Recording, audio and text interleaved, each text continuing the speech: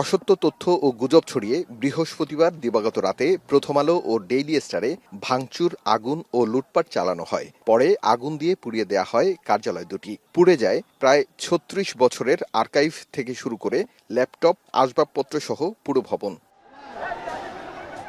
দেশের ইতিহাসে গণমাধ্যমে এমন ন্যাক্কারজনক ধ্বংসযজ্ঞের পরদিন শুক্রবার প্রথম আলো ও ডেইলি স্টারের পত্রিকা প্রকাশিত হয়নি।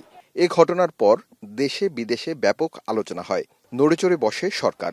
অপরাধীদের দ্রুত গ্রেফতারের দাবি ওঠে বিভিন্ন মহল থেকে।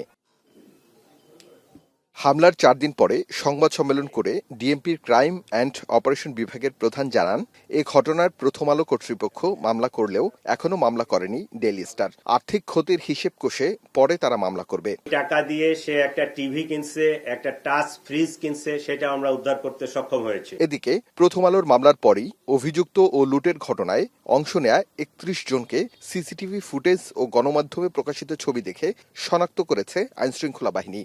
তাদের বিরুদ্ধে পেনাল কোড, স্পেশাল পাওয়ার act, cyber security act, anti terrorism act, এই 4টা আইনে মামলা হয়েছে। এখন পর্যন্ত থানা পুলিশ কর্তৃক 13 জন এবং সিটিটিসি কর্তৃক 3 জন, ডিবি কর্তৃক 1 জন, মোট 17 জনকে গ্রেফতার করতে আমরা সক্ষম হয়েছি।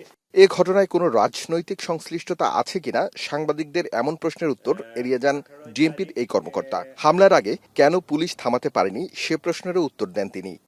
কাউরান বাজারের যে ঘটনাটা, ওখানে যে অবস্থা ছিল, এটার অন্তরালে আরো কিছু বিষয় আছে। আমরা যদি ওখানে অ্যাকশনে যেতাম তাহলে গুলি হইতো, 2-4 জন মারা যেত।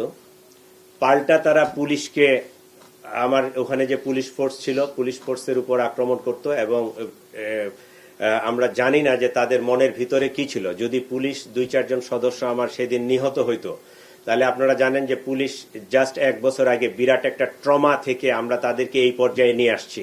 সামনে ইলেকশন, এই পুলিশের যদি আবার নতুন করে ক্যাজুয়ালিটি হয়, এই পুলিশটাকে দিয়ে আমি সামনে আগাইতে পারবো না। যে কারণে ওখানে আমরা অ্যাকশনে যেতে পারি নাই। কোনো হিউম্যান লাইফের কোনো অ্যাক্সিডেন্ট হয় নাই। এইটা আমি বলবো যে এই এত বড় একটা ইনসিডেন্টের আমাদের এটা অ্যাচিভমেন্ট। ফুটেজ দেখে আরও হামলাকারী ও উস্কানিদাতাদের শনাক্তের কাজ চালিয়ে যাচ্ছে পুলিশ। এ কাজে পুলিশকে সহযোগিতা করার অনুরোধ জানিয়েছে ডিএমপি। একটা ঘটনার প্রতিবাদ বা আউটব্রাস্ট করা, এটা একটা আলাদা জিনিস। আরিফ হোসেন, এখন, ঢাকা।